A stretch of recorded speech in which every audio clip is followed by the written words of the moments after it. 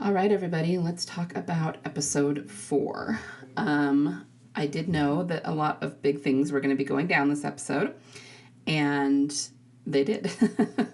It was a very action-packed episode. It was kind of one of those episodes that felt, at least the first half of it, felt a little bit like a mini action movie, right? They moved very quickly, and there was a lot going on. The second half of it slowed down a little bit.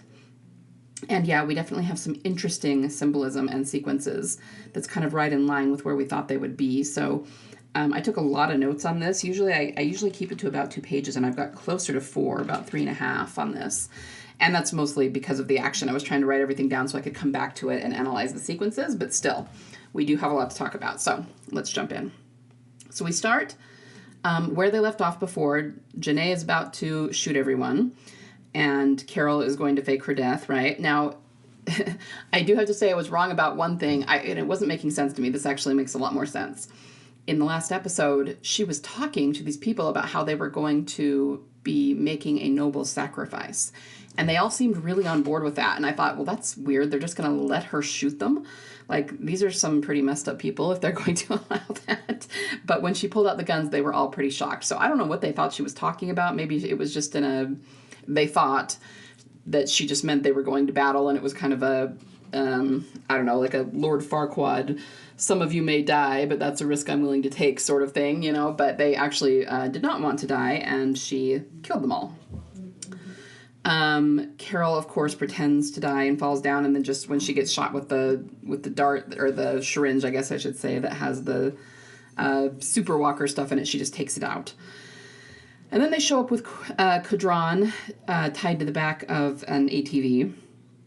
And I was kind of wondering what Carol was going to do here, because you can't really fake it when all the walkers start turning. I mean, she could pretend to be one of them, but they're going to know that she's not a walker and she's going to get bit. So she jumps up and pulls the driver out of the car and takes off with her. It's not a car, it's an ATV, takes off with that. She then stops because she can't get in, but the mortar goes off and blows a hole so she can get in, and all of the souped up walkers are following. Now, I have to admit, it was a little bit convenient that the mortar blew a hole exactly where she was, but at the same time, she was doing exactly what Janae wanted her to do. You know, if it hadn't been her, it would have been the guy who she pulled out of the ATV to lead them in.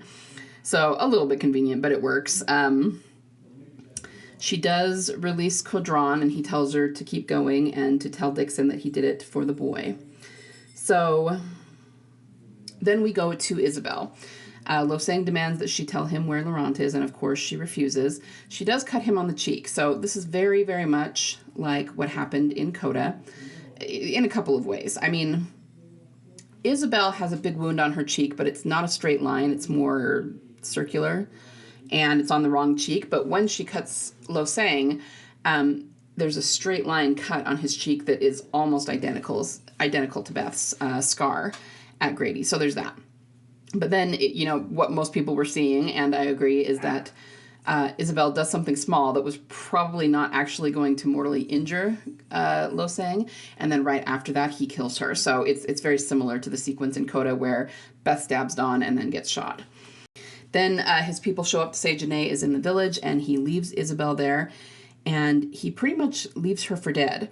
But the interesting thing is that she actually wakes up again. Now, this is a really intentional decision to have this happen. They really could have just had her die there. They could have had Daryl find her there. I mean, they could have done whatever they wanted, right? For one thing, I actually really liked that she and Carol came together. I thought it was sweet. I thought it was interesting. It was just like one of those things where the dynamic, the energy between them is really, really interesting, because we, the audience, know who they both are and that they both know Daryl, but they don't know that. So it was kind of a cool scene. And it was kind of sweet that Carol immediately kind of started mothering Isabelle, even though she didn't really know who she was. I don't know, it just struck me as really, really sweet. So I liked that scene, but more importantly, in terms of the symbolism, we have this representation of Isabelle being harmed. Everyone could have maybe assumed that she died because she was stabbed, and there was quite a bit of blood that was let out. Even the way that they showed the little puddle of blood next to her reminded me of the stream of blood that they showed near Beth's arm when she fell in Coda. And she was like left for dead there. But then her eyes open and she wakes up and she gets up and she's kind of stumbling around because she's hurt, right? That to me is really, really telling. Obviously, we didn't see that with Beth, but we do kind of think that might have happened during the missing 17 days. Like maybe she was left in the car and then she got out and was stumbling around and then someone found her and gave her medical attention. That's exactly what we see here with Isabelle. It just so happens to be Carol who gives her medical attention. So that was super interesting. And of course, this actually helps lead Carol to Daryl because she says that she's looking for her friend from America. And who else could that be, right? So obviously, Isabelle told her where to go to find Daryl, where they had him, imprisoned in the shower stall place. Now, meanwhile, one of Losang's guys is running from one of the super walkers, and he manages to get away by going into where Daryl is locked up, and that's where we see Daryl raise his cuff up and the guy lets him go.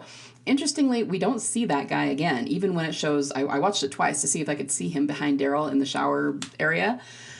We don't see him. We see Daryl coming out and he grabs his Morning Star and just, starts going to town on all these walkers, right? But we don't see that guy. So I don't know if it's that the guy let him go and then ran away, or if maybe Daryl killed him when he finally got free. I honestly don't know. It didn't show us, and it probably doesn't really matter. But I just noted that we didn't see that guy again. So, of course, Daryl fights with his Morning Star, which is always fun to see. I kind of did want a little bit more emphasis on it. That scene, they just went through it really, really quickly. Like, there was a lot of big things that happened in this episode, but they didn't spend a whole lot of time on them. It just went really quickly from one thing to another. And I just kind of, it's not a big deal. I just kind of wanted a little bit of slow motion fighting with the Morning Star. I wanted a little bit more emphasis on it. It was over really, really fast. But then, of course, when he takes out all the walkers, and some of them were humans, I think, Carol is standing there, and we get the Carol and Daryl reunion. Now, the main thing to notice about this, it was very sweet. I did really like it, but you could tell they choreographed it exactly like the hug outside of Terminus. I mean, even to the point where he pulls back and then puts his head down on her shoulder. It is exactly the same. Okay, that is not an accident. They are replaying what happened to Terminus, right? And of course, it's nice that they're back together again, but they also didn't spend too much time after the hug. It's not like they sit there and talk that we see or anything. The next thing we see is them going back to Isabelle, and obviously she's told him that she ran into Isabelle and she's going to take him to where Isabelle was. And that, too, is even similar to 501 because they hug and then she says she knows where, Tyrese and Judith are and takes Rick to Judith. So it's very, very, very similar. So then they find Isabelle, and of course this is her death scene. I did think it was very sweet. I had seen it before in the leaks, and the fireflies specifically is what I saw. So I kind of have said this in earlier videos. I didn't know what she was talking about when she said, I can see the fireflies and they're beautiful. And I was going, okay, that's got to be a conversation they have earlier that I haven't seen. And sure enough, in the prior episode or two, they did talk about that. So it just kind of comes full circle.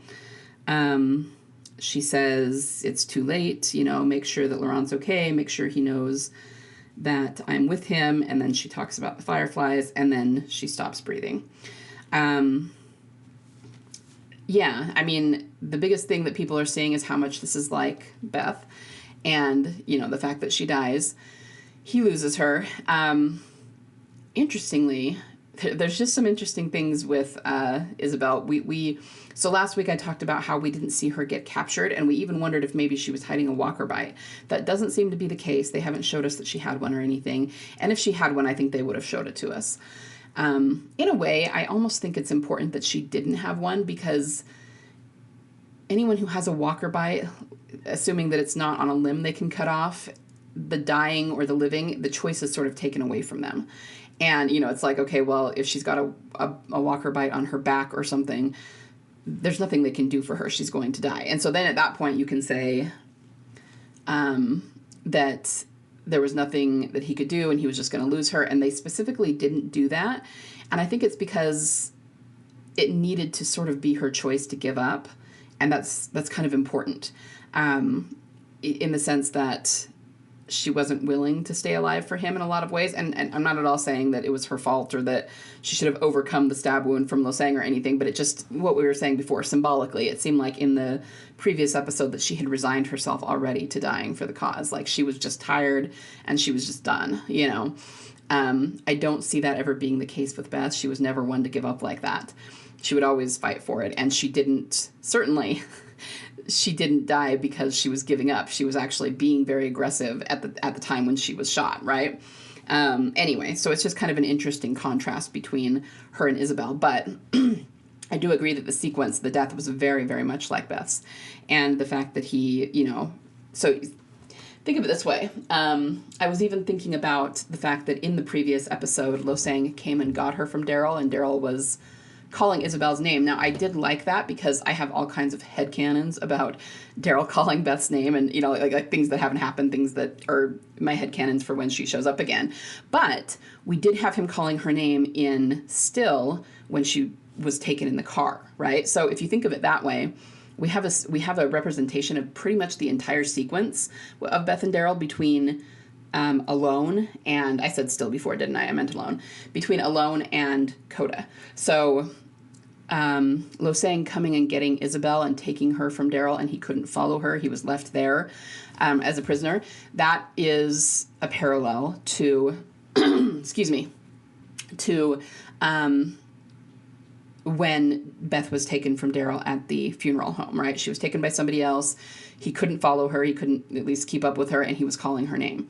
Then, when he finds her again, he basically gets there in time for her to die and to lose her, or at least from his point of view, right? So it's a representation of the whole thing. In the meantime, in the center of that, we have Isabelle, you know, swiping at Losang with the broken drain cover, and Beth stabbed Dawn with the scissors. You see what I mean? It's just like we have a representation of the whole sequence. In between, we also have the Daryl and Carol hug, which happened at Terminus in season 5. So you can see that the entire thing is being replayed. The other thing that's interesting that we didn't see, so we didn't see Isabelle get captured the first time. We didn't see her get interrogated when she was hurt. And then we really don't see Daryl bury her. I don't think they buried her because not only did we not see it, but later Janae tells Losang, we found Isabelle. And then she tells him basically that Isabelle is dead, which Losang, you would think he would have kind of figured that out because he stabbed her, but he didn't, I guess, know for sure. So obviously Janae found her, which means Daryl and Carol didn't bury her. And I'm sure they would have if they could have, but they're in the middle of the city. They can't really dig a hole because there's flagstones on the ground, and I think Daryl was just more concerned about going to find Laurent, right? But you could also call that a parallel to Beth in that she wasn't actually buried. We believe they tried to bury her, but because some walkers came through, they weren't able to. And I always say that the reason they wouldn't have been able to is because they needed to look after the living and get the living to someplace safe. So they would have left her in the car and then run, and then, you know, with the intent to come back to bury her. And this is just similar. I don't know that they had any intent to go back and bury Isabelle, but they were going to find Laurent. He was more concerned with the living and making sure that Laurent was safe, especially after losing Isabelle. So just very, very similar. And I know that a lot of people have already seen that. On the way out, Carol does tell him that everyone misses him and wants him to come home. Jeanette gets a hold of Losang. And Losang, I just kind of had to facepalm a little bit with him. I mean, not only has he kind of gone full Shane at this point, you know, having stabbed Isabelle, but then he tells Janae that he actually started to doubt his own faith, and he was worried that God was protecting Laurent from him. So he started, in other words, to think that maybe Daryl was right and he shouldn't be doing what he was trying to do to Laurent. But then he says, but now I know I was right and God was actually protecting Laurent from you. And I just kind of had to facepalm and go, okay, so he's basically saying that when he finds Laurent again, he will still try to get a walker to bite him. Okay, good to know.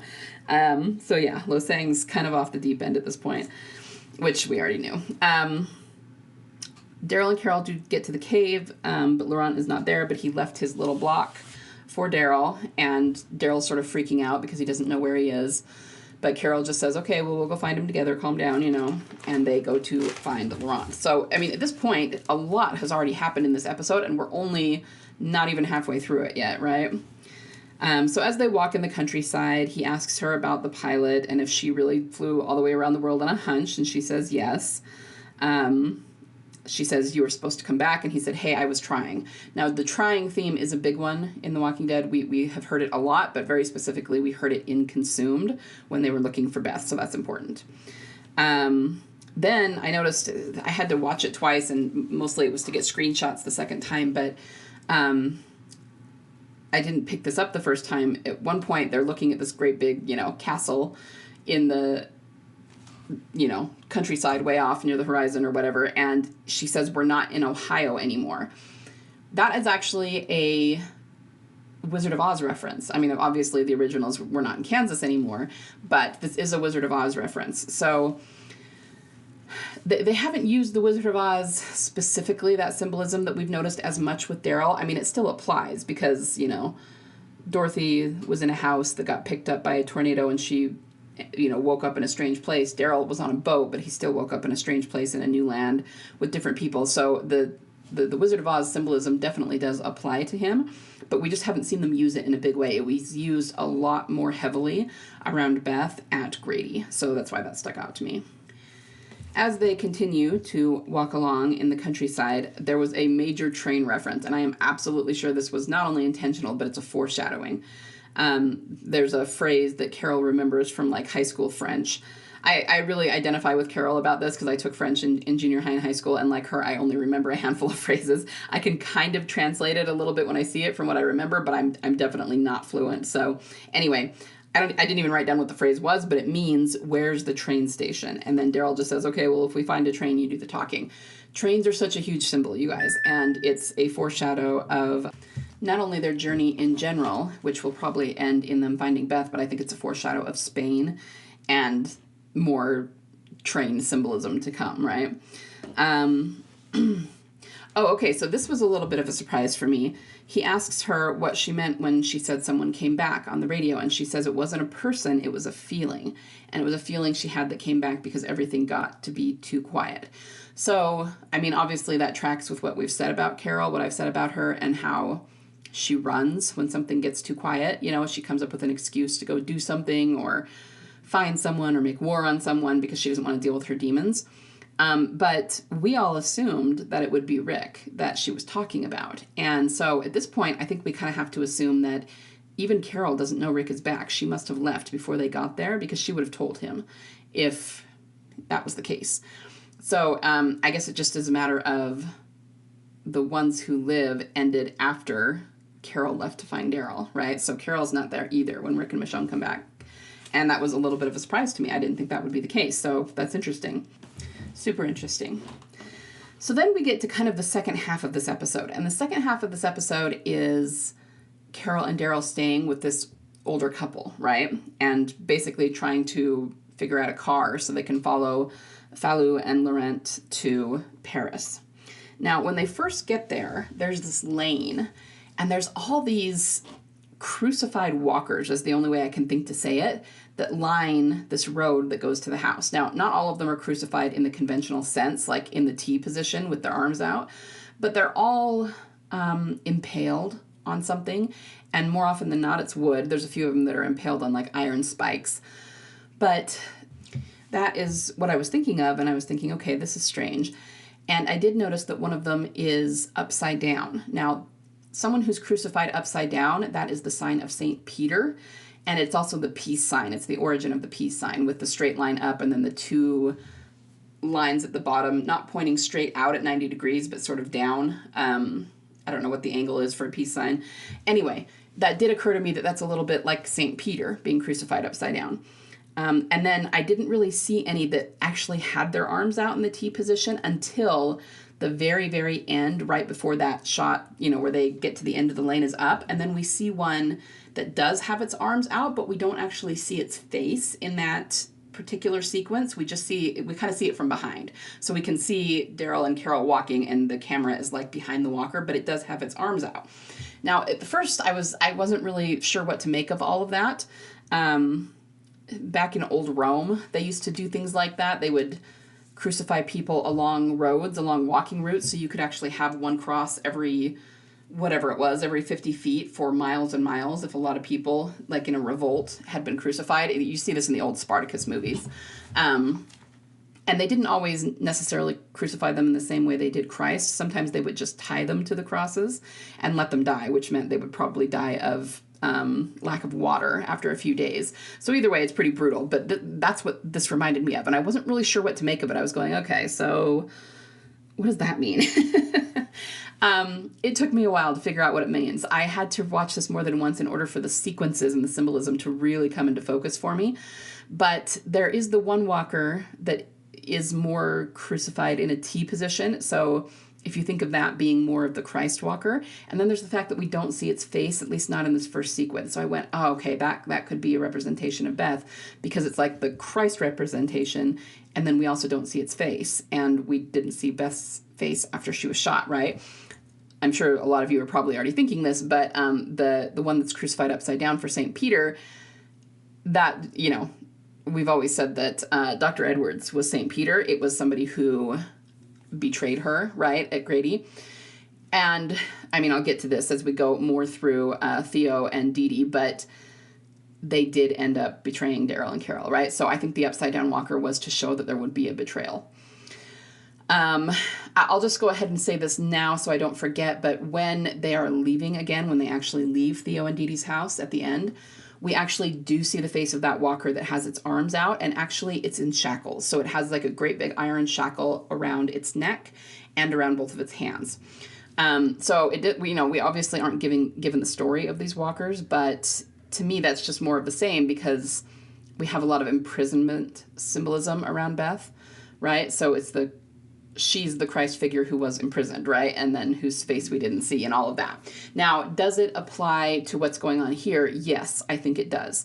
What's going to end up happening here is that emotionally, this is very much a recharge kind of situation for Daryl and Carol, and it does apply to them as well. They're both still in shackles of some kind here, and, of course, they're emotional shackles, they're spiritual shackles, they're not physical shackles, but I think they finally come out of them by the end of this episode. So I will get to that, but let's go through what actually happens. But that avenue of like crucified walkers, really interesting, really important symbolism. And the other thing that's interesting is that Daryl and Carol never really question it. I mean, you kind of assume that maybe those walkers are there to scare people away, but it's also the kind of thing that, for the most part, Team Family would see as really brutal and wouldn't really approve of that. But Daryl and Carol never even ask the older couple what that's about. Or, you know what I mean? They just never question it. And you would almost think they would. But I think it's because it's symbolic, right? Okay, so let's see. The next thing, okay, so there's a lot of interesting symbolism in the background when they go into this house. Right when they come in, there's a big grandfather clock. It doesn't seem to be working because every time we see it, it says 11:05.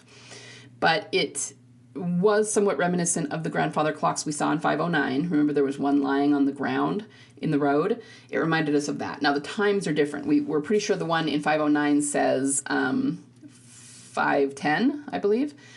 And that's an important sign. It's an important symbol for season 5. This one says 11:05.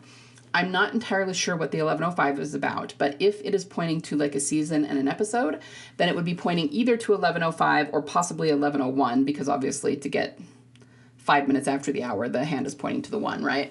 And I'm not sure exactly what that means, but I will say that episodes 1 through 5 of season 11 was the sequence that led to Daryl finding Leah again. So it could be that this is the sequence that leads to him finding Beth. It also, because Laurent is like a huge Beth proxy right now, and that's something I haven't mentioned too. I mean, he went to find Laurent. Laurent was gone. Now he and Carol are together looking for Laurent, just like they were together looking for Beth in season 5. So it also could be about him finding Laurent. This is, this more specifically, this episode is the sequence that will eventually lead him to finding Laurent. But in the long run, the whole season is the sequence that will end up leading him to Beth, something like that. Anyway, so we've got this clock that we immediately recognized. There's also a bird cage. Now, the bird cage is almost more compelling to me than the clock is. because we have only seen the bird cages when someone goes missing, is presumed dead, and then returns, okay? We saw it in Beth's cell. We saw a bird cage. Obviously, she has not returned yet, but that's a big one. We saw one around Glenn in season 6 when everybody thought he was dead, went under the dumpster. It looked like he was eaten, but he was not.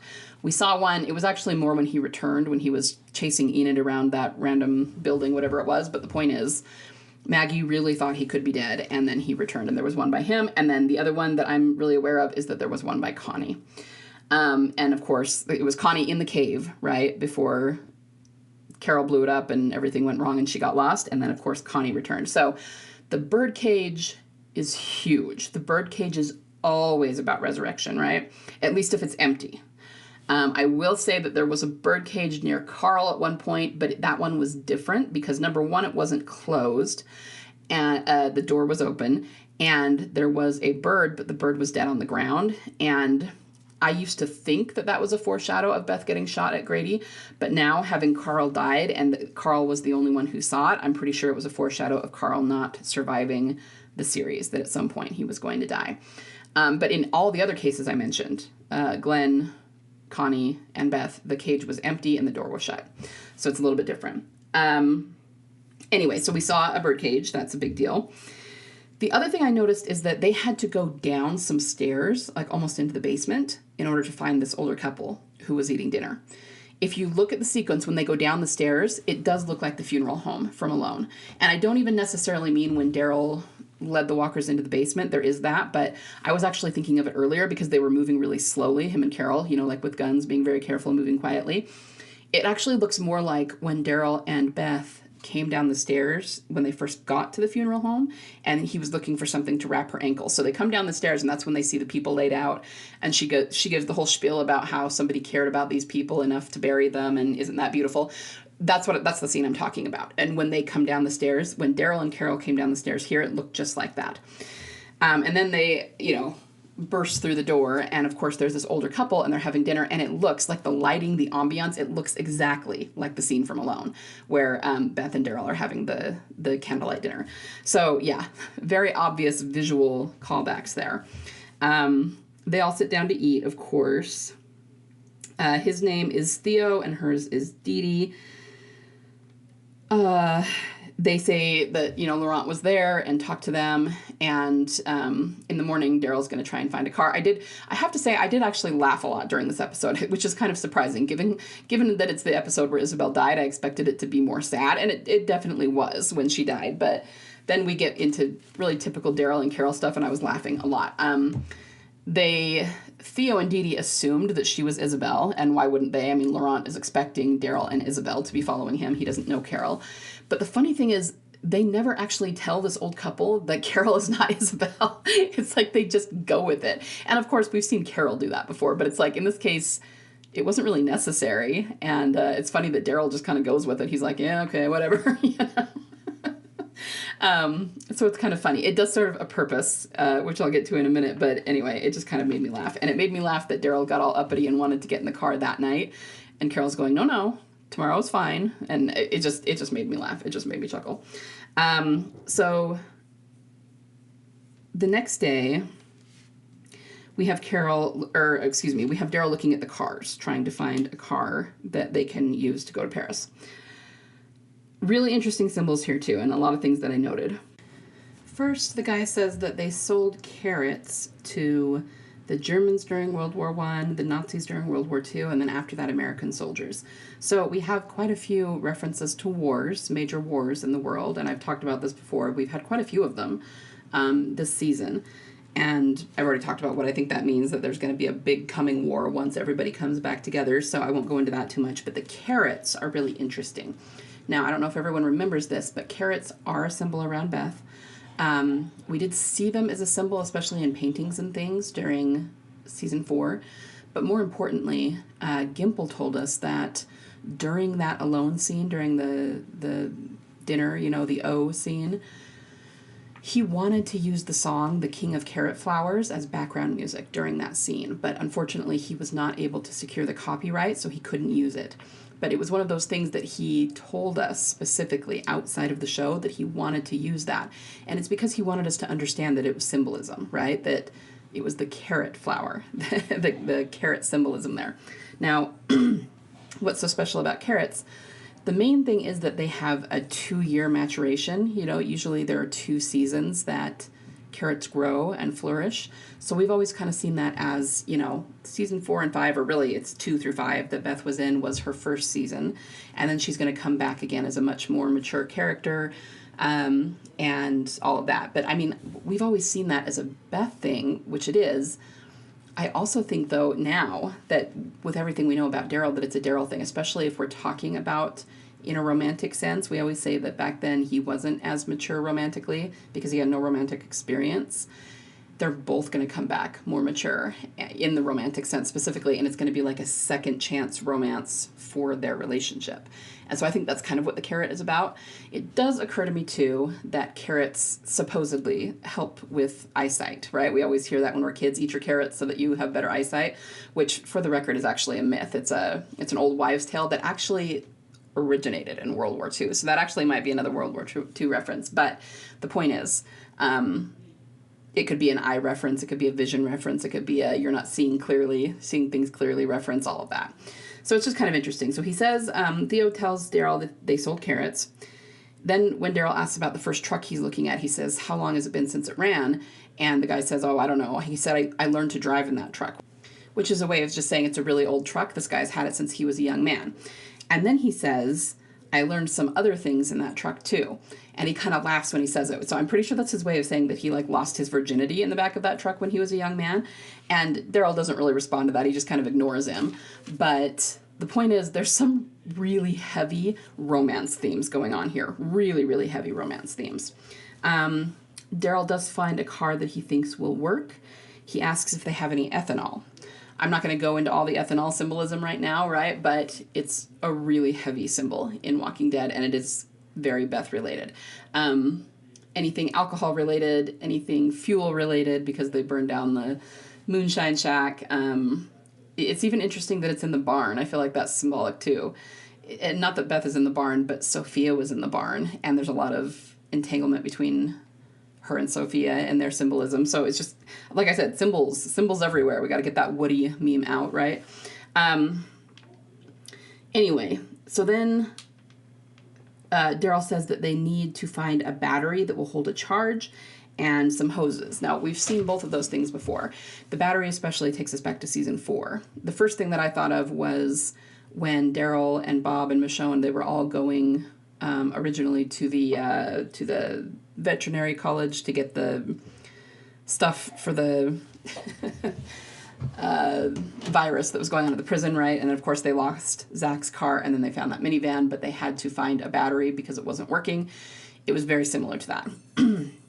And of course there was all the battery symbolism around Beth. There was all the battery symbolism at Grady. There's the Matrix battery symbolism. So I will try to link all of these in the show notes so that you can read up on them if you want.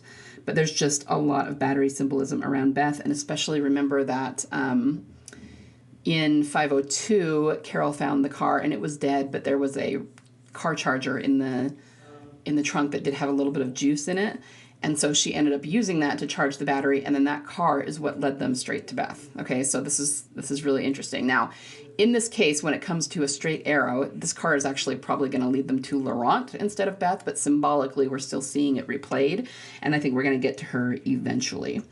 So just tons of stuff going on here. As for the hoses, what that made me think of is Diverged, and you know that he had to find a hose to fix his bike, so we're kind of seeing that a little bit. Theo knows where they can get the parts, and he wants to get his walking shoes, and he says he'll take him. Then we go into the house where Carol and Didi are hanging out, making a meal, cutting vegetables and things. We do actually see carrots there, carrots and potatoes. And there's a record on that is playing the Jillian Hills song that the title of the episode comes from. It's called Le Paradis pour toi, which means paradise for you. I will come back to that song if I don't forget, because I'm going through everything that happened, and then I'm going to give you my overall rundown of what this all means, right? So Didi starts talking to Carol about Laurent and how she misses having young people around, and how Laurent could see a lot between Daryl and Isabelle. Now, of course, Carol is still pretending to be Isabelle, so Didi thinks she is. So I can see a certain ship freaking out about this, and I don't think they will too much, mostly because they've already been told in no uncertain terms that this is not romantic between Daryl and Carol, but it almost feels like they're trying to push Daryl and Carol together here romantically, but it's because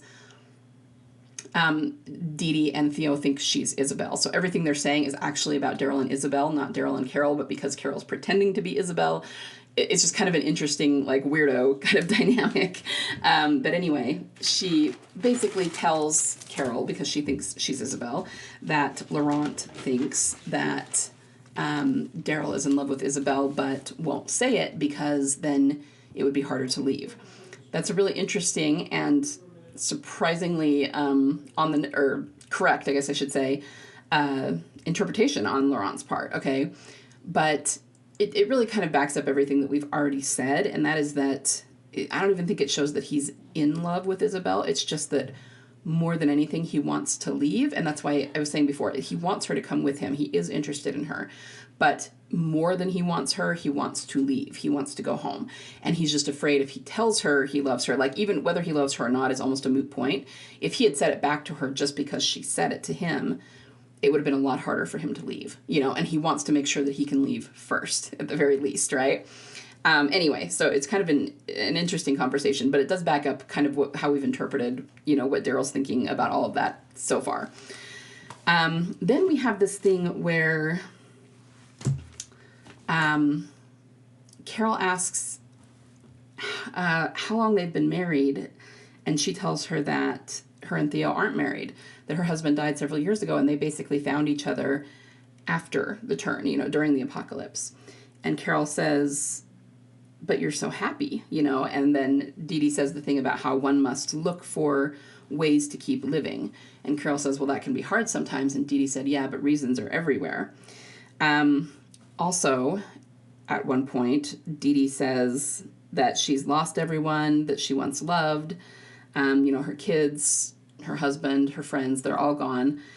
And then she says she wasn't always happy, that there was a time that she, like Daryl, was torn between the world she lost and the one she's found. Okay. There is so much going on here, I don't even know where to start.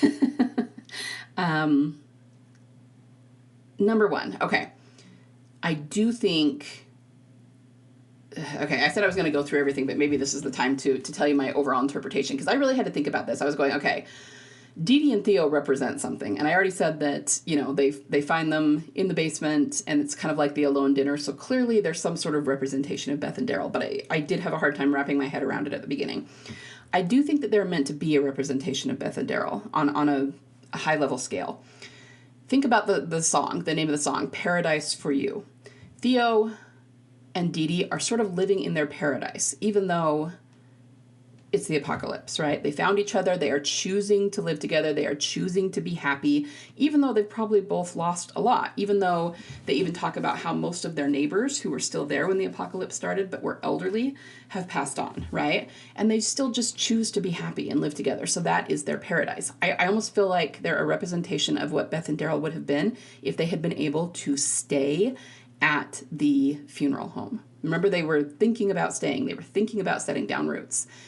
And would they have stayed and gotten married and even had children together? Now, obviously, it didn't even remotely come to that. They were there for like a day and a half or whatever it was before the crap hit the fan. But it's almost like a representation of what they would have had.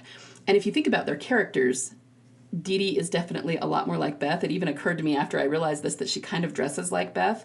I mean, not that she's wearing exactly the clothes Beth ever wore, but she dresses in a way that's very feminine. She's wearing like an overall, denim overall dress that has flowers on it. She looks like she was probably blonde before her hair turned gray. And even though Theo's a really nice guy, he is quicker with the gun. He is quicker to worry about things and be self-destructive about things, which is why he's the one that tried to betray Daryl and Carol to Janae. And I'm not saying that Daryl would do that. Daryl's very loyal, but just their personalities, Theo is more on par with Daryl. And Didi is very all about hope and love and finding reasons to live and being happy. So she's definitely more on par with Beth. So that's what a lot of what's going on here. And especially that she says that she was not married to this man. They made a point of saying that they did not get together until after the apocalypse happened. It also reminded me of, so you remember in season 6, there was a David. I'm not talking about David and Karen at the prison, but there was another David. And he was married to a woman named Betsy, who we didn't actually see when she was alive, but Michonne was trying to get David. It was during Operation Lead the Walkers Away. And Michonne was trying to get David back to his wife. And we really zoned in on that because their names started with D and B. David, Betsy, Daryl, Beth, right? But obviously he didn't make it back. Michonne was not able to get him back. And then Betsy committed suicide because her husband died. But he specifically talked about how he and his wife had not been together before the apocalypse. They found each other afterward. So it's yet another representation of people who, despite the world kind of falling down around them, still find hope in love and romance and are able to find some happiness even after the fact. And this felt like another one of, it followed that same theme. So that is definitely what I think it represented. Overall, they were like an elderly version of Beth and Daryl, what might have been, right, if they had been allowed to stay at the funeral home long term. But there's more than that going on in this scene, too. I've seen them do this with Carol before, okay? In this particular scene, when Didi is talking about herself and everything she lost and then how she chose to be happy, this is the kind of thing that actually is applying to Carol and Carol's arc. So I literally wrote Didi equals Carol here. And she says she lost everyone she loved. She was torn between the world she'd lost and the world she found. Now, I've seen them do this with Carol before, and I think it's because Carol is so aloof and not willing to face her demons that we're almost never going to see her saying in the first person what she's feeling or what's going on under the surface. So when they're applying things to Carol, they tend to do it in the third person or do it when they're talking about someone else. The first time that I noticed this and really pinned it down was in The Grove. And Carol, actually, it was Carol talking, but she was talking about Lizzie. But the more I watched it, the more obvious it became to me that she was talking about herself. Even though to Tyrese, she was talking about Lizzie, she was more applying it to herself. She says, in talking about Lizzie, she says, it's not safe for her to be around other people. People are going to die around her. And then she says, it was already there. I just couldn't see it. And then after that, of course, after Lizzie and Mika and then after Terminus and everything, that's when we see her keep trying to take off. She keeps trying to leave. So she's talking about herself when she says that. I'm too dangerous to be around other people, especially children. And it's already there. There's this toxicity in me and I just didn't realize it. Like she's beating herself up about that pretty mercilessly. They kind of did the same thing here. It's Didi talking about herself, but this applies to Carol. Okay, she lost everyone she once loved, and by that, we're talking about the children, right? She never loved Ed. But we're talking about Sophia, we're talking about Sam, Lizzie, and Mika, and then finally Henry, okay? And then she's torn between the worlds she lost and the ones she's found. Carol is constantly, the fact that she keeps going back to the kids and she keeps running away and she keeps doing all of this, she's still grieving so heavily for the children that she's lost that she almost can't live in the present. And she should live in the present. She should live with Ezekiel, who loves her and wants to be with her. She should live with everybody else who's in the group, and that's everyone, Daryl and Connie and Judith and everybody, right? But she keeps running away because she's still trapped in the past, right? She still hasn't been able to work through that grief and let go of the people she's lost. So when Didi says, she's actually talking about Daryl here. She says, I was like Daryl, torn between the world I'd lost and the world I found. That actually does apply internally to Carol. Okay, so this is Carol in a lot of ways figuring out her arc, figuring out what's going on with her. So I will come back to that some more. There's so much going on here. Then Daryl and Theo come in and he says, he's going to take them to get the parts for the car, but their song is on the record. I didn't even mention record player, record people. Beth talked about records at Grady.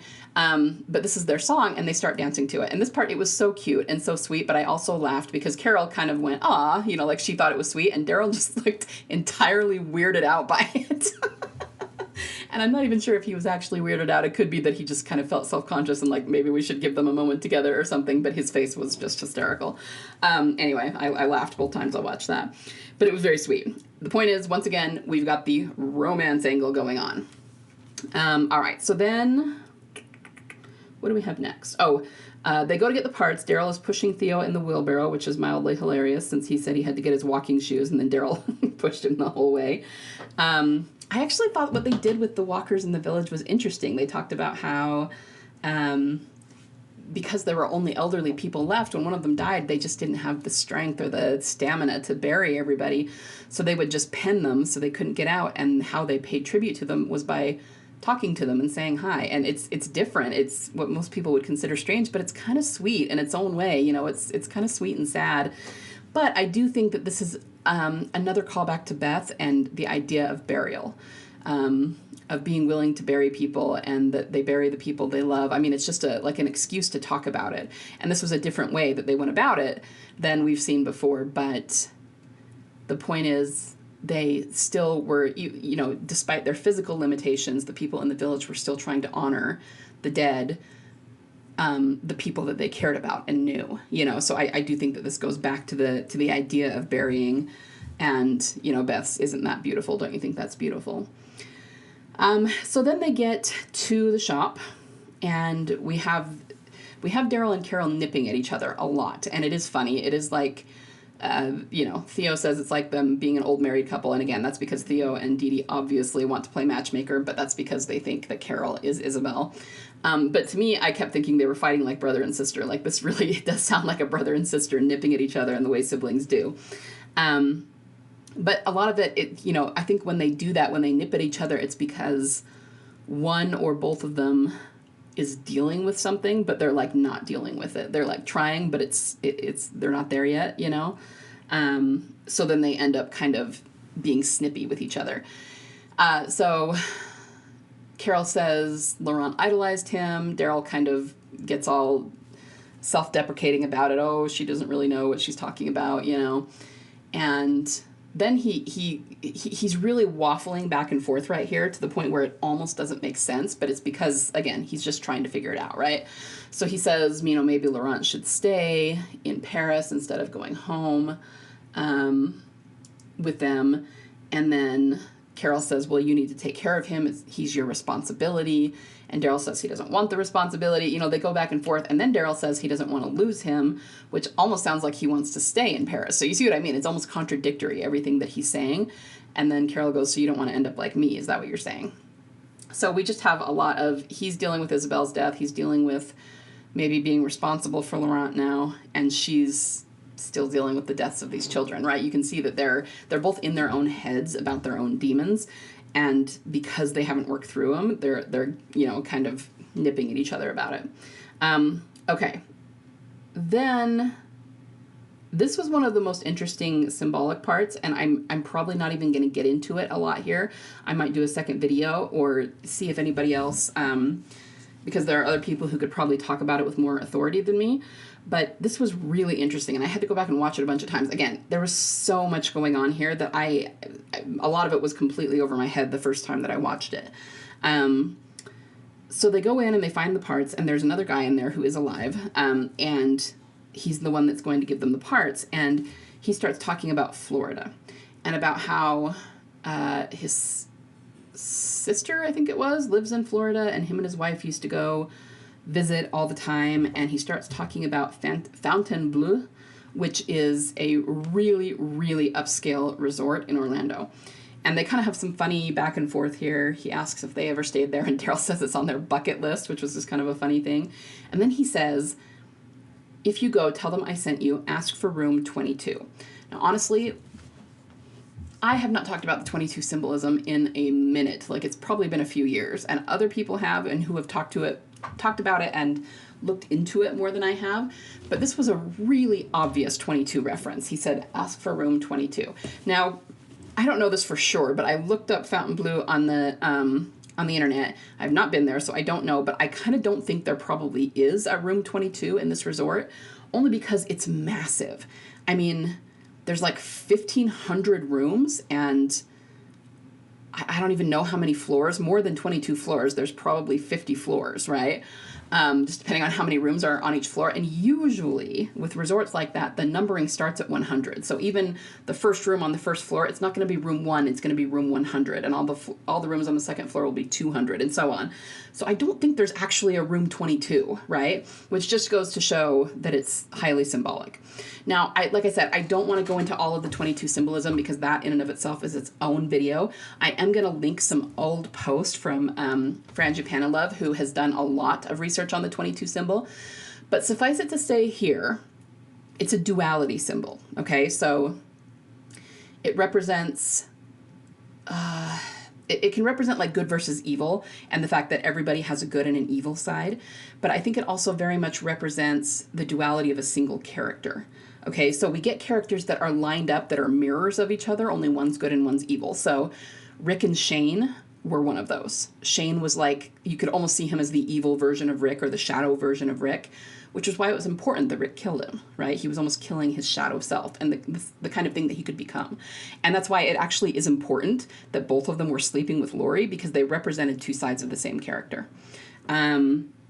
Later, Rick was also paired in the same way with the governor. And this was more of on a leadership level than on a personal relationship level. But, the governor was the evil leader. Rick was the good leader. And of course, Rick has had his moments where he's gone a little bit into cray-cray land. But overall, obviously, he's the good guy. And that's why it was important that in that last battle in 408, he and the governor were the ones squaring off. It was the two of them fighting. And Rick, he didn't deal a final blow to the governor, but he essentially killed him. But governor beat the crap out of Rick, right? And almost killed him. So it was like he was almost killed by his shadow side. Now, I like to point out, and this is not something that most people pay very much attention to, but in that same episode, couple of episodes about the governor in season 4, there's another guy who, he's a somewhat well-known actor, and I like him because he was on Fringe, but I can't think of his name right now. Anyway, he played a guy named Mitch, and he was the governor's right-hand man when they bulldozed the prison. He was the guy that was in the tank, and it took me a long time to realize that he was like a shadow representation of Daryl. He was clearly evil. He was not a good guy, but he was sleeveless. He didn't have sleeves, just like Daryl. And then Daryl is the one who ends up killing him by shooting him in the heart, right? So it was kind of him and Daryl that were squaring off, and it's because they represented two sides of the same character, right? So the point is, the show does this, okay? And it's really fascinating. Like I said, I could go down a rabbit hole for a long time talking about this. I don't know if we specifically saw a 22 around Beth, but we saw other things around her arc. The double ones is another one. I know that we've talked about before the 1-1 on Noah's t-shirt, and he was at Grady. In a way, you could say that I think Dawn and Beth could represent a duality there, a good leader versus a bad leader and all of that, which is why she tried to stab Dawn. And again, this is all symbolic. Like, it's not like Beth was thinking that when she tried to stab her. It's all very Jungian, right? The shadow side versus the light side. Anyway, so we could go into a lot more of that, but for right now, this guy's talking about 22, and I had to really think about that. I was like, okay, what are they trying to say with this 22? What are they trying to tell us? I think it goes back to everything I've already said, about how, in a way, Daryl and Carol, in some ways, are shadow sides of themselves right now, not in the sense that they're evil. Oh, the other thing I was going to say is that good versus evil is one shadow side, but there's anything that has opposites or duality could be represented this way. Another way is sanity, like the sane versus the insane. And of course, you could argue that the evil people, they get to the point where they're kind of insane, right? They're willing to... The governor was keeping a little girl Walker locked up in a cage, and that's what most of us would consider not terribly lucid, right? The evil people can sort of sell their souls in a way and just, do things that most of us would not consider to be good things. But another way to describe that would be, okay, this person's insane. And of course, like I said, we've seen Rick have bouts of insanity. So it's just kind of interesting. So anyway, the old man who talks about the 22, he's a little bit insane. Not in a criminal sense or a negative sense, but Theo does say that he forgets things. He's like, what's the word I'm looking for? He's, like he's got dementia, okay, because he keeps like forgetting and kind of going into his own little world. So he thinks that that Florida resort is still there, and he thinks that he's still going to work on Monday. So there's that. And so you might see him as the insane version of Theo, maybe, you know. But you could also see it as, you know, like I said, Theo and Didi represent Beth and Daryl in a way because they decided to stay there and live in their paradise and be happy no matter what's happening. They're more the sane version, whereas those who are living in the past, who have all these demons, who have lived a much less quiet life, a much, you know, sadder and more tragic and more gory and more warlike life, would be the shadow side. You see what I mean? So while Daryl and Carol are still wrestling with their demons, they're almost shadow sides of themselves. And you could even see it if you're just looking at Carol versus Didi. Didi has chosen the good side of things, right? She has chosen to be happy. She has chosen to live with this man she loves, even though he's not her husband. And she lost a lot of people before she met him. She's chosen to be happy, and Carol has not. You see what I mean? So I think the 22 could mean a lot of different things here, but they're showing this duality, and that we're playing with the light and the dark here. And then, of course, there is the question of Theo, who does end up betraying them, trying to betray them to Janae. And that is him stepping into his shadow side instead of staying on the lighter side of things. And the results are really tragic because he gives in to his shadow side by trying to betray them. So, like I said, this was like this one little symbol and this one little line, but I could go on for a long time about it. That's all I'm going to say about it for now, at least about that, because we have other things to get through, and I'm already at almost an hour, guys. Like, there's so much to talk about here. So the other thing in this scene where they're getting the parts from this guy is that there's bikes and wheels and steering wheels up on the wall, and they're reflected in the top of the car. And one of them in particular, W.D. Way pointed out, looks like the symbol that's carved into the tree by Morgan in Coda. So it's like, it is a Coda sign a little bit like that crosshairs sign, like a cross with a circle around it. Okay, that's a big sign. That's a very glaringly obvious thing, right? There are also the bikes on the walls. Bikes have been a big symbol historically on the show. So a lot of things we could go into, but I'm going to move on now and get off my get out of my rabbit hole. I'm backing out of the rabbit hole. Okay. So they take the parts to fix the car. When they're fixing it, there's a license plate on a piece of a green car in the background. Now, I was thinking originally that it might be one of the classic license plates that we keep seeing, like the one that was on the car that took Beth in Alone, or, maybe one of the others that either W. Dewey or Frangipanilove has talked about. I'm going to link a few license plate metas in the show notes if you want to read up on that. But I will say that this license plate, it's not exactly the same, and it wouldn't be because it's a European plate, not a US plate. But there are a lot of similar combinations. So there's the 781, there's the X, there are several 5s. I mean, these are all things that we've seen before, and it's almost like they've taken license plates that have been a big deal before and sort of garbled them up a little bit for this. And it's also on a green car. Remember the green gremlin that was like the music box during All Out War that they used to get into Hilltop? It kind of reminded me of that too, just the color green. But the biggest thing here, I might not think much of it except that they clearly included it in the shot. I mean, Daryl and Carol are fixing the car, and they're not in the center of the shot where you would expect them to be. They're on the extreme left side so that they can include that license plate on the right. And I'm not going to sit here and try to analyze the license plate. I'm actually not very good at that, but I think other people probably will go into the license plate, and you should listen to what they have to say because they'll probably make more sense than I would if I tried. I'm just pointing out that it's there and that it's very similar to other license plates that we have definitely seen around Beth. So we've got the license plate symbolism at work once again. Okay. So we have this little thing where Daryl drinks some water here, and I don't want to go too down a rabbit hole with that. She comes out and gives him, it looks like a teacup, so at first I thought she was giving them tea, but he downs it all at the same time, and then he like swishes it around in his mouth, and we've seen him do that with water bottles before. Now, so I'm pretty sure she was just giving him a cup of water. These are just the cups that she has, and he sets it down really hard. I was like, geez, Daryl, you're going to break that teacup. That's just the woman coming out of me, like, don't break my cups. But anyway, we've always said that Beth is water and Daryl is fire in a lot of ways. So again, I'm not even sure exactly what this means, other than that it's another Beth symbolism in the same shot with a car that they're fixing that's broken down, that they're putting a battery into, and then we've got the license plate. There's just a lot going on symbolism-wise. And I did notice, I mean, they didn't have to have him drink the water. She could have just come out to been like, hey, how's it going? You know what I mean? But they had her bring him water, and I think that's intentional. So then Carol goes with Didi to get the ethanol from the barn, and she starts to have a little bit of a meltdown because they're going to open the barn door, and she's clearly thinking about Sophia again. It's, you know, she's having the flashbacks again. And then she tells Didi, I had a little girl.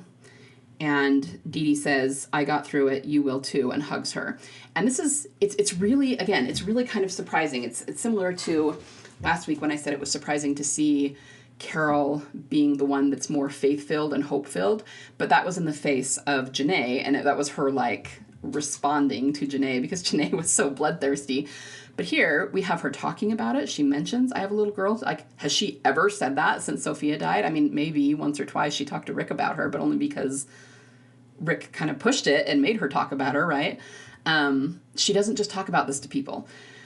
And she doesn't really know this woman, but she felt like she could trust her. And so she said that, and then Didi hugs her, which, again, she rarely hugs anyone. She hugs Daryl when they haven't seen each other for a while, right? But she doesn't just cry and then hug someone. It's very, very rare.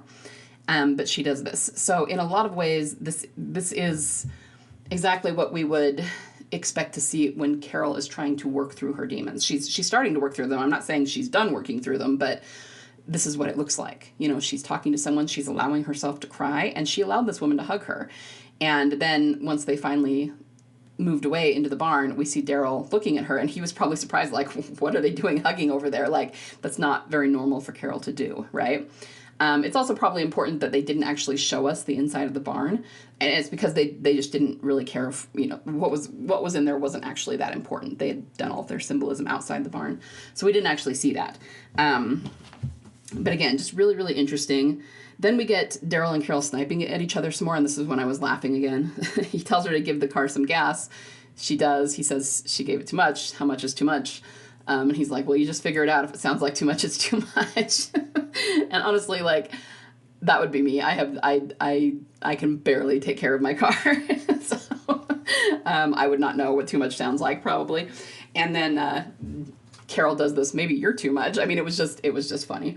And the funny thing is that neither of them, like, gets self-conscious and backs down. They're, like, looking at each other eye to eye going, what? I was like, oh my gosh, that really is like a sibling fight right there. I have lots of siblings, so I would know. Anyway, but it just made me laugh. So then Theo comes out and says they're fighting like an old married couple. Some of Janae's people arrive. Daryl and Carol hide in the car. We could probably look into that. I mean, they're both hiding inside a car. I mean, I don't know if we should really compare that to Beth, but, you know, anything with a car with the doors open. I did notice that when they jumped in the car, they left the doors open. Anyway, I just noticed stuff like that. They leave Janae's people because Didi gives them bread and potatoes. That night, so before they go to bed, Carol gives Daryl this little figurine that Judith made him. How cute was that? It had his wings on the back of it. I thought that was adorable. And Carol just says that she's surprised he got so close to people. He said he didn't mean to. And she said if he ever wants to try, like, she's there to listen. And then he says he is glad she came, and she says she is too. So we're getting a little bit past the sniping now. We're starting to, it's not quite where it needs to be, but we're starting to move into slightly better territory. So then the next morning, they try to leave pretty early, but Theo comes out and says Didi made a special breakfast of truffle eggs. Once again, I'm not going to go into this in a great detail right here, but truffles, they don't mean chocolate, right? They mean the mushrooms. So we have the mushroom thing going on. The mushroom symbolism is something that I've talked about before. We do see it a lot around Beth. And to at least some extent, it represents not seeing everything clearly, it's almost like symbolism for hallucinations. But when we see them, it doesn't always literally mean hallucinations. It's more like they're not seeing something very clearly. So what are they not seeing clearly here? Again, it could be Daryl and Carol and their particular demons they're trying to work through. They're not seeing what they need to see yet in order to get past them. But I think a lot of it, too, is Theo's betrayal. Nobody saw that coming, including Didi, and that's much more literal. Where are we at here? So as they're eating, okay, before we get to the actual betrayal, as they're eating, Didi asks them what their plans are. Daryl says he doesn't know yet. They're working it out.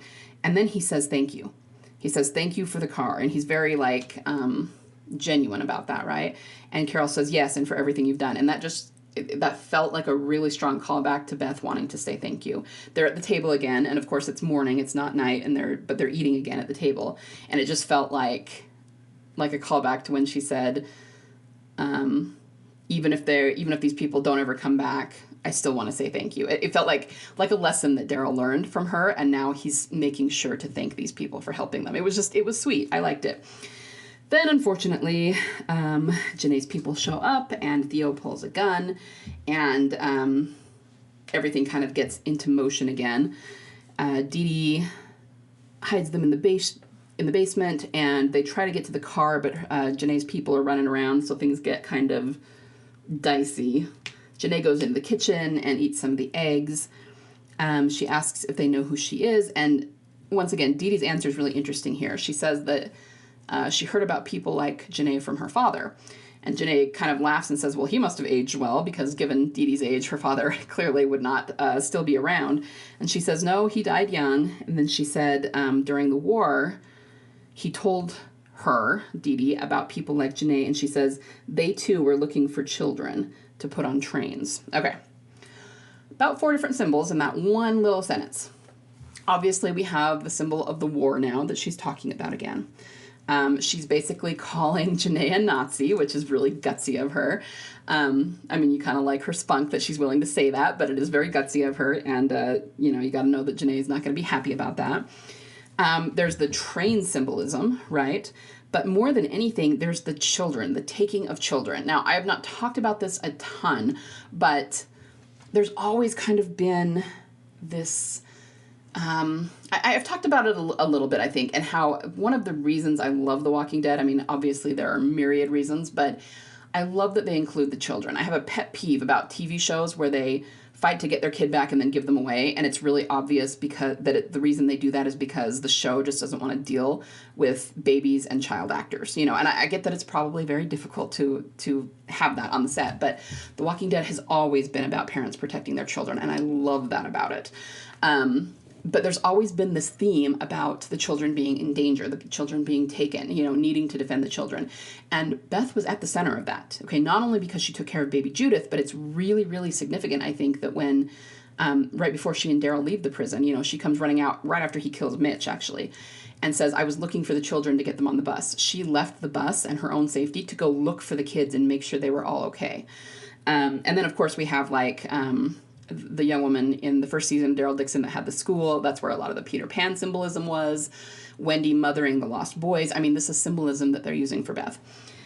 So we have, and then it very much solidified for a lot of us when we saw The Ones Who Live, because in that they had a whole plan. The CRM had this whole plan for taking children from their parents and doing things with them. And, they were couching it in, we're going to do this for the future. We're going to try to repopulate the planet. We got to keep the kids safe, the upcoming generation. But they're taking them from their parents, which is not good. I mean, that is the most dystopian a society you can get, is when children are being separated from their parents, especially forcibly. We're not talking about orphans and making sure they're taken care of. We're talking about forcibly taking children screaming from the arms of their parents. I mean, it's just not a good thing, right? And they had a whole plan around that. So we're going, okay, we're not crazy about this child theme. This is something they're building toward. And it didn't really come to fruition in The Ones Who Live because Rick and Michonne sort of took the whole thing down and killed Major General, what's his name, right?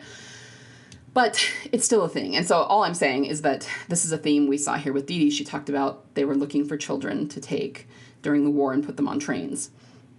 Now, obviously, Janae is looking for one specific child. She's looking for Laurent. But even so, it's an interesting way to connect that to the child theme. And the fact that the bad people are, again, looking for a child. And if they get him, they're not going to do great things with him. You know, he's not going to be well cared for if Janae and her people get a hold of him, or if Lo Sang gets a hold of him, right?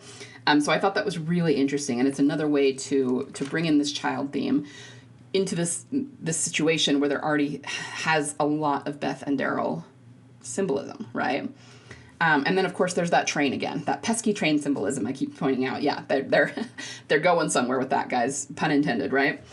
Okay, so naturally Janae gets a little bit ticked off, and she decides, I mean, she has figured out that Didi's lying about Daryl and Carol leaving because the breakfast is still hot, and she knows that they're there somewhere. So she's going to kill Theo and Didi to turn them into walkers and then have them kind of sniff out Daryl and Carol. That's her plan. But really, I mean, I don't even think that would have happened. I think she's just looking for a reason to kill people. But Carol can hear everything from outside the window, so she jumps in and saves them. And what you don't realize the first time is that when she shoots one of the guys by the window, he has a gun that goes off several more times. So it looks like Theo and Didi are on the ground just hugging each other, but actually it's in that scene when Carol first shoots that guy that Didi gets shot. And she just doesn't realize it. She chases Janae. No. Does she chase Janae? Yeah, she does. She chases Janae. And we get the scene where Carol, ends up being surrounded by 3 guns by Janae and her 2 guys, and it looks like Carol might die, but then Daryl jumps in and shoots them both, and then Carol shoots Janae. Now, I had seen Janae's death. That was one of the spoilers that leaked. It's disgusting. I even told my fellow theorists, okay, so there's a death coming up that is really gnarly, and it's not gnarly in the same way like Glenn and Abraham were, or the same way that Noah was. It's not like walkers tearing somebody apart or anything. But it's just gnarly and really disturbing, and I thought it was disgusting. I mean, I'm not saying it wasn't fitting. It was, what do you call that? Poetic justice, given how brutal Janae is about everything. But it was still gross, right? Let's see, what other notes do I have about this part? Carol's actually kind of shocked, I think, with what happens to Janae. And I mean, she had seen Janae shoot other people. She'd seen the souped up walkers, but I just don't think she really entirely knew what would happen if you put one of those into the living. And now we know, and it's gross. We do see the 11:05 clock in this scene again. It's in the background behind Daryl, so it has not moved. It still says 11:05. They head back into the kitchen, and this is where they realize that Didi was shot. So this is another way that we can maybe compare this to Beth, in the sense that if Theo and Didi are Beth and Daryl, Didi was shot by accident. We have a lot of, we don't know what happened at Coda. We don't know because they haven't shown us again. We need to know. But I feel like more than once we've had representations of her being shot by accident. So I do think that is what happened. But we just don't know why. We don't know who shot her or who was aiming at her or what was going on. But I do think they shot her by accident. Another evidence toward that, I guess, is Shepard saying it was just about her. I don't think she means Beth. I mean, she might, because she just says her, and again, the writers are notorious for being cryptic about things, so maybe there's a double meaning there, but I kind of think logically the most obvious explanation is that there were people at Grady who hated Dawn and were trying to take her out, and they saw this as an opportunity to do that, so I think they were trying to shoot Dawn, but then Beth stabs her, which means Dawn kind of steps back, and Beth accidentally steps into the line of fire, and she gets shot. And then Shepard is trying to say, it wasn't about you guys, it wasn't about Beth, it was just about Dawn. And now that she's dead, because Daryl killed her, we're gonna back off now. Anyway, I don't know if that's the case, but that's because we've seen more than one representation of an accidental shooting or a bullet that went astray and hit somebody, and it's like tangled up with Beth's symbolism. That's why I think that's probably most likely what happened. Anyway, but if you look at the way that Didi is laying out on the floor, her arm is even extended. She's kind of laying on her arm, just like Beth. I'm just saying, it's so much like that. Then we see them burying Didi for Theo, which I thought was sweet, although I doubt they did it for him so much as for them because they both liked her. But it actually reminded me a lot of both The Grove when Carol and Tyrese buried the girls, but also it reminded me of Daryl burying Denise. It just looked similar to both of those things. And then we don't really know what happens with Theo. He's still praying over the grave when they leave him and we don't see him again. He obviously doesn't go with them. So you just kind of have to assume that he's there. But it is important that his betrayal is what leads to Didi's death. And obviously he didn't want that. But it's just a very... You could almost say it's a cliche theme, but it's not a bad theme. It's true. If you wanted to go really cliche with it, you would say something like, well, when you do the wrong thing, bad things happen. And it kind of starts to sound like sort of a cheesy Full House theme from the 80s or something. But it's really true. If he hadn't done that, if he hadn't betrayed them, Didi would still be alive. And I do think that very often the writers use that theme. I think they use it with Rick a lot. Whenever Rick goes really bloodthirsty about something or really savage about something, bad things always happen. I mean, that's pretty much what happened in Coda. Although in Coda he did want to go into guns blazing and it didn't work out either way. But we all know that Rick was being very bloodthirsty in Coda. He killed Officer Lamson and all that. Anyway, so this is just another representation of that theme. And poor Didi died, but then we also have the fact that Theo lost her, similar to Daryl losing Beth.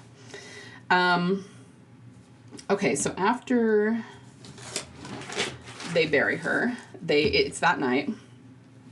Carol finds a map in the glove box. I won't go into the map symbolism, but it's definitely there. And they talk. And this is where they finally kind of talk out what they need to talk out. And Daryl kind of is coming to grips with everything. And I think after losing Isabelle, like I said, this is very much a emotional recharge for both of them. They have things they're trying to work through. They kind of needed this refreshing atmosphere of two people who are normal, who are kind, who are actually in love and are pretty happy. They've both been through a lot lately, and they kind of needed that. But Daryl says that originally he and Isabelle, they just made a deal. He didn't really like her that much. And I didn't catch this till the second time either. He said Laurent became the glue that was holding us all together. I think that was very much true of Beth. And people said that about her, even at the time, that even though she maybe wasn't the most main of characters, at least not until season 4 and 5 when she started to get those arcs, she was... she took care of Judith, but she sort of held everyone together. No, she wasn't the person who was protecting everyone, and she wasn't the one who was hunting, and she wasn't the one that was leading. But at the prison, she was always kind of the voice of reason, and she was always there, and I think that could be said of her, that she was the glue that held everyone together, and that's why everybody was so upset when, they thought she died in season 5. I mean, there was a lot going on. Also, Tyrese died. Also, Bob died. There was a lot of tragedy going on, but I think it was really demoralizing for everybody to lose her because of that, because she kind of felt like the glue that held the group together. And so I just thought that was interesting that he said that about Laurent. And again, Laurent is very much a Beth proxy here. And then he says the longer he stayed, the harder it got. And Carol says, you loved her. And once again, he doesn't say anything. He doesn't deny it, but he certainly doesn't confirm it either. He just kind of smiles and just kind of lets it lie, right?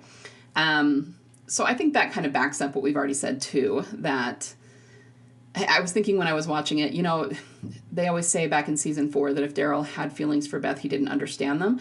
And I almost feel like that's where he's at with Isabelle, too. Maybe he doesn't really know whether he loved her or not. I think he knows that he cared about her, for sure.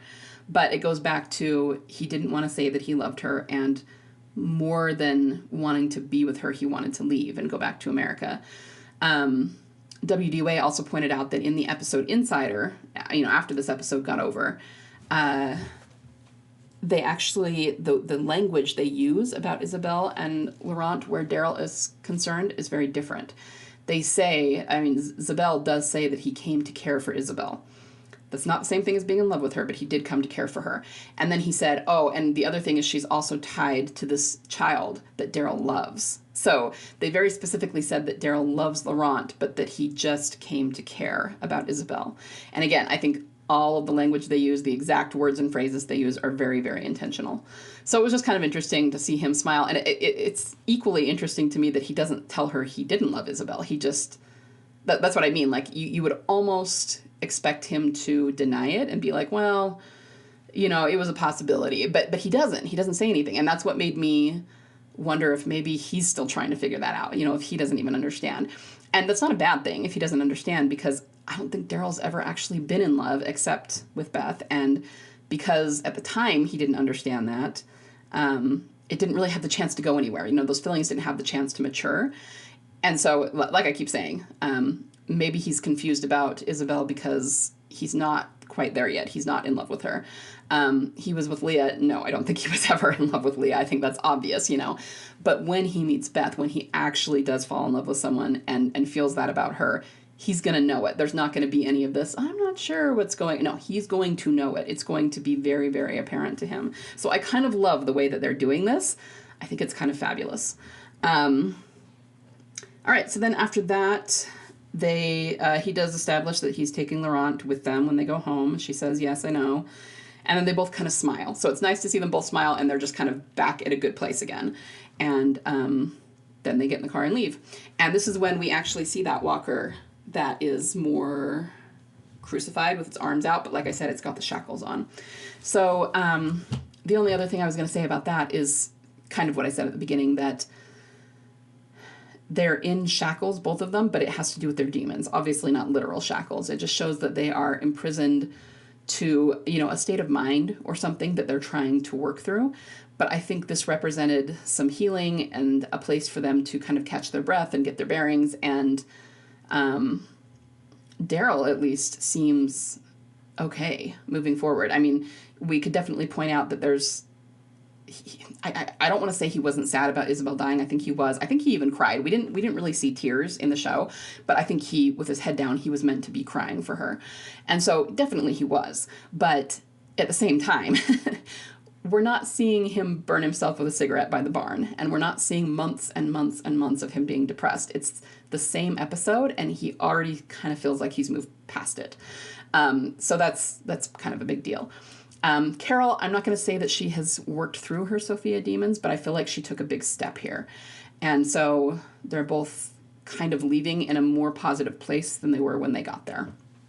The last thing we see is that Losang and Jeanette's people, who I'm not exactly sure who's leading them now, maybe Sabine, she's the one that goes to Losang, but she says we're going to unite our forces. And so Losang goes to his people and says, okay, we're joining forces, and we need to go find Laurent.